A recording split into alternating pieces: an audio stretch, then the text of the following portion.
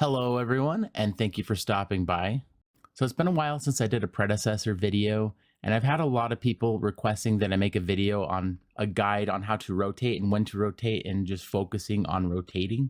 So, I'm going to give this video, which is going to be kind of my thoughts and my feelings on rotating, and I'm going to break it down by lane. But I just want to add like everybody has different play styles, and this is just my play style, so don't get upset if you disagree with what I say.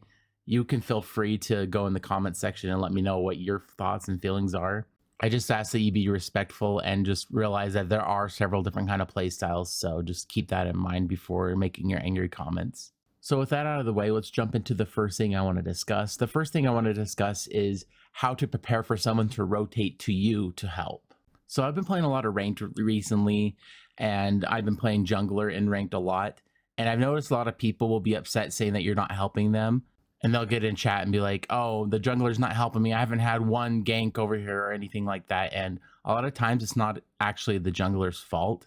Okay, so I got the map here. I'm going to try to do a little simulation here the best I can. But let's show a couple different scenarios for when to jump and when to not jump in. So I realized setting this up, this is going to kind of double as a jungle guide when the jungler should jump into situations and whatnot, but that's fine. But let's say that this is a situation that you come up to, you just cleared your red buff, and then you look over the off lane, and Crunch is pushing up into the tower on your Seraph. So what do you do here?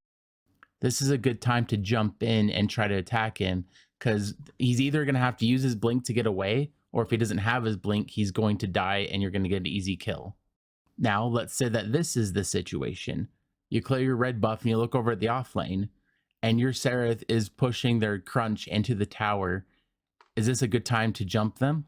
And before anybody jumps my crap for it, I know that this is the wrong lane. It should be green buff there, but just bear with me.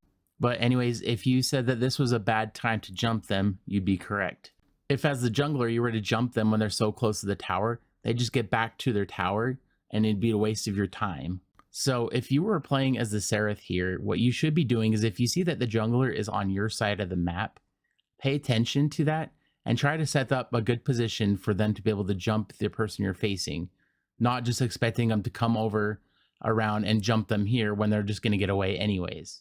So if you want the jungler to rotate, or even the mid lane or the duo lane, or if you want any help at all, you got to set up a situation where it's beneficial for them to rotate and not just be a waste of time. Now let's talk about this concept of a waste of time. And what I mean by that is during the time that you take to go and rotate, that is time that you're not getting XP, you're not getting gold, and you want to only rotate if you're in a situation where it's going to be beneficial for you and you're not just going to be wasting time and gold and experience and all of that. And when I see a situation like this, that is my mentality when I am a jungler. I'd rather just go and clear these camps out because I'd get experience for that. If I go and try to jump him, that is time that I could have killed these camps and moved on. But instead, I sent Bennett trying to kill him when he just dashed right into his tower and he got away. So just in recap, if you want somebody to rotate and help you out, be sure to set up situations where it's beneficial for them to do that. And if they're going to get a kill, that's worth rotating for. But if they're not, it's just a waste of time, like I said. And to kill two birds with one stone here, if you are the jungler, always be watching for situations where your teammates are setting you up to go and help gank to take on these people and get early kills or kills in general. Okay, so next we're going to talk about when to rotate if you are the offlane character. So I fixed the orientation for those of you who are OCD, so you're welcome for that. So for the sake of time, I'm just going to talk about when to rotate early game here, because at late game, you should just kind of be doing it as needed. Like you should be roaming around with your team, doing team fights and stuff like that. So this is early game, like the first 20 minutes of the game or whatnot. But one thing I will say is don't rotate for the sake of losing a tower. And what I mean by that is don't rotate when you're going to lose a tower and you know it. You only want to be rotating when you're in a position to be able to help someone else. It's kind of like that thing with the airplanes and stuff. You got to have your own mask working before you help someone else. So let's give an example of a bad situation on when to rotate. So this is like an extreme example here, but if you're the Seraph in this situation, this is not a good time to be rotating. And I feel like I'm stating the obvious here, but if you were to rotate right now, it'd be worthless because Gideon would just run to his tower, and in return you'd lose this tower, maybe even two, depending on how what point you are in the game. And I've seen that happen a lot where the crunch here will go take 2 towers because the Seraph is gone. And there was in a situation where she was supposed to be leaving. Okay, let's say that this is the situation now. You're the Seraph, and you just got the crunch down really low, and he ran back to his tower, and you got the minions pushing the tower, and he returns to base. And you look over here, and Gideon is pushing this tower, and Morgesh is in trouble. So this is a point where opinions might differ. For my opinion, though, I think this is a good time for Seraph to rotate over and go over and help kill Gideon, because he has a long ways to return back to his tower. I know a lot of people are going to disagree with me and say you should just take this tower, but honestly, this first tower, nobody really cares about. It's kind of pointless. It doesn't matter too much. And a lot of times, if you have enough minions build up there enough, they can kill it on their own. And I think it's better to go in and set Gideon back a little bit, because like I said, time is really important. And if someone dies too much, they get super far behind and it's really hard to catch up. So before this next scenario, I'm just going to say that the program I'm using only lets me use so many images, so I can't have an enemy jungler. And so that's kind of where the enemy jungler is, if you're wondering about that. And also to save time, this scenario is kind of using the transporter, and this can go vice versa for if you're in the dual lane or the off lane. But anyways, to set up the scenario, you're the Seraph over here in left lane. Your crunch is returned to base. And as far as you know, he could be really anywhere, because you can't really see where he's at. But over here, they've just taken this tower and they're moving for the second one. And let's say the enemy jungler's here too, so it's 4v3. What do you do here? Well, it's kind of a trick question, because there's not really a real good answer for what to do here. It depends on the situation. So let's kind of go over the different situations. Let's say that your team's full health and these guys are all low. That is a good time for you to back up and go over and take the transporter. And if they are all low over here, there's a good way for you to ambush them from behind and cut off the retreat and make it sure that you get 3 or 4 kills here really easily. Now let's change up the scenario. Let's say they're all full health and your teammates are actually really low and they're hiding in this tower trying to just survive. What do you do? Well, this is another thing where it might differ in opinion, but in my opinion, you'd be better off pushing over in the left lane and trying to put pressure over there so that the people over there have to go back to their lanes or go over and try to stop you from taking that rather than pushing this tower. And I can say that I have been guilty of going back and taking the transporter in that situation, even though you really shouldn't. What ends up happening is you get over there and these 4 people that are full health will turn around and just 4v1 you and just eliminate you really quick. And all it really accomplishes is your death, and sometimes your allies' death as well, because sometimes they'll jump in and try to help save you and they end up dying themselves. Okay, so this is the last situation where we're going to be Seraph, I promise. A lot of this stuff, I'm kind of making the off lane be the generic stuff. So a lot of the other lanes, you can use a lot of this stuff with that. This is just kind of going to be a general, but with off lane, there is a little bit that's different, but it's a lot the same. But I will go over mid lane and dual lane a little bit. But anyways, this is the scenario.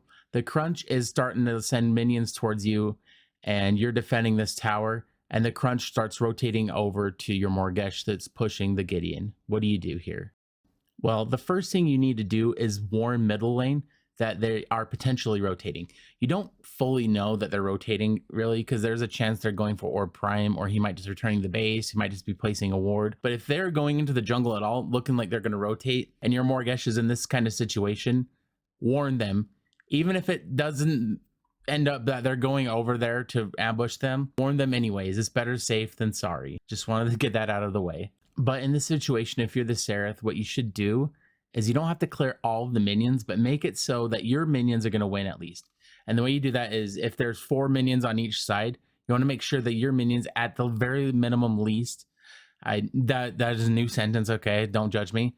You want to make sure that their minions are at least less health than your minions, so that your minions will win. And set up this lane and then rotate with them as soon as possible, because they're going to need help over there if it turns out to be a team fight.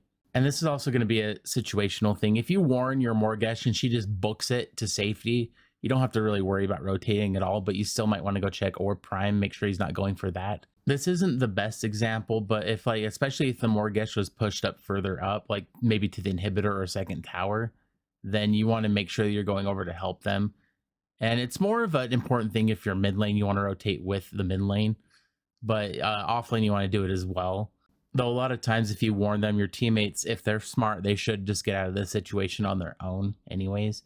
Mid lane's a little harder sometimes with that. All right, let's talk about middle lane a little bit now. So essentially, you're looking for the same opportunities I mentioned as if you're in the off lane. You want to be looking for what times where the enemies are overextended or times where your teammates need help. But there are a couple other situations that I'm going to go over now. Okay, for this situation, let's say that the jungle buffs have just popped and that the mid lane people are both like equal. They both wipe the minions when they reach, and you're just kind of having no problems. You're not in trouble. You're not doing great either. Something that I like to do, and I've seen a lot of other people do it a lot recently, is I'll grab the jungle buff. And if I see that the crunch is in a situation like this, I'll rotate over and ambush them.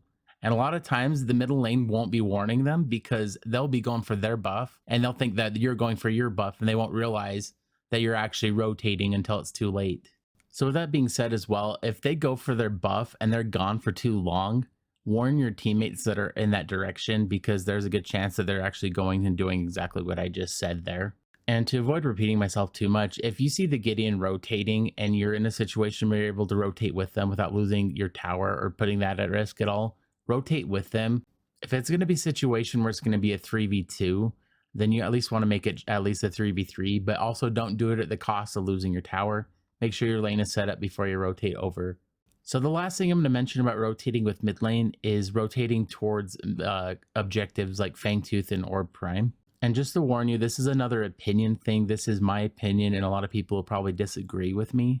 But if you have people that are going after Fangtooth, you really don't want to rotate over unless the situation is right.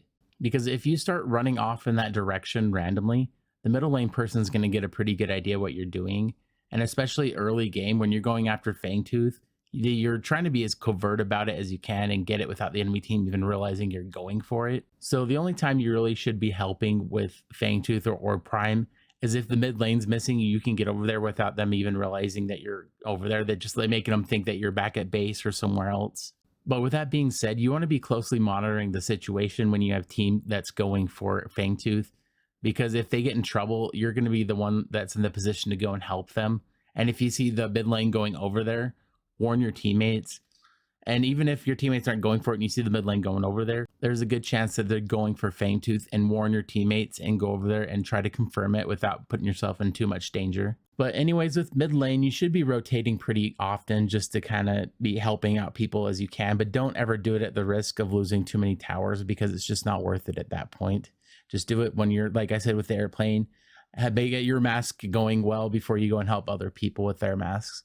So I'll be honest, duo lane is my worst lane and I don't play it very much, so I don't really have too much to give with that, but I will try to do my best here, so bear with me. But at least in my opinion, duo lane shouldn't be rotating that much unless they're kind of, like I said with the airplane thing, their mask is very well situated and they can go help other people and they're in like a really good position. That's the only time they really should be rotating, because they're the ones that kind of should need the most help because they're in a 2v2 situation. But it's really the same as like with everything else. Just be paying attention for good opportunities. Like if the crunch is really pushed up and the enemy duo are back at base, by all means rotate over through the transporter and go take crunch out, help them out.